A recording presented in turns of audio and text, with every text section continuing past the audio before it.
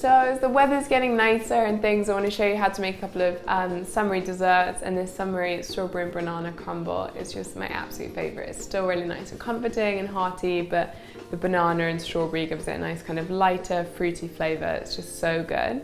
So to start with, we just need 8 ripe bananas, the riper the better, and then we need a punnet of strawberries. So we're just going to start by roughly chopping our strawberries, so discard the bit at the top and then chop them into kind of bite-sized pieces. For me, the most important thing with crumble is that the fruit is soft, you know, and it's kind of so that it all blends together with the topping, and it's a kind of almost compote-y rather than being really hard underneath the oats. I just don't find the textures work as well. So by chopping these up, that really helps. And then we're also going to bake them for 10 minutes before we put the crumble in, again, to just help soften them. So we're going to put our strawberries into a mixing bowl, and then we're going to slice our bananas in. This isn't a very sharp knife. I wouldn't do that with a sharp one. Perfect. So now we're just going to pour a little bit of maple syrup on this. Just mix it up. And now we just put that at the bottom of our crumble dish. It looks so pretty already. So then we're just going to bake that for kind of 10 minutes or so that it starts to soften before we put the crumble on. Great, so now to make the topping, we can just use the same bowl again. And then we're going to start with oats, which is our main ingredient. You want to measure out 300 grams. Add those in.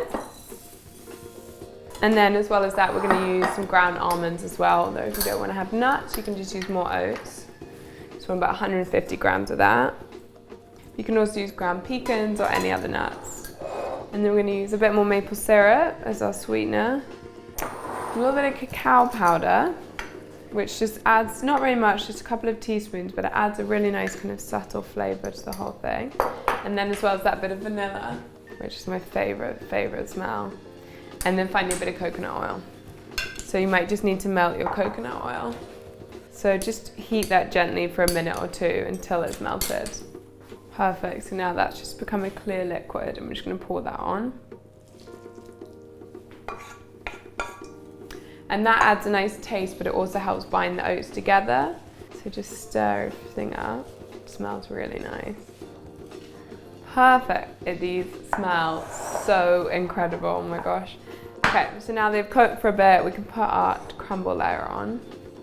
I always think the crumble to fruit ratio is so important. There's nothing worse than not having enough crumble to properly fill it and cover the fruit. So this looks perfect. So now we can just pop that back in the oven to bake until it's all delicious and the top's really nice and golden brown. So once your kitchen's smelling incredible and you can see the tops are golden brown, then you're good to take it out. Looks so yum, but I cannot tell you how good it smells. It's incredible. So there you go, a strawberry and banana crumble, and I'll show you guys how it looks inside. Oh my god, it smells so good. So there you go. It's got that soft fruit and then good kind of little clumps like that crumble, and together it's just absolutely perfect.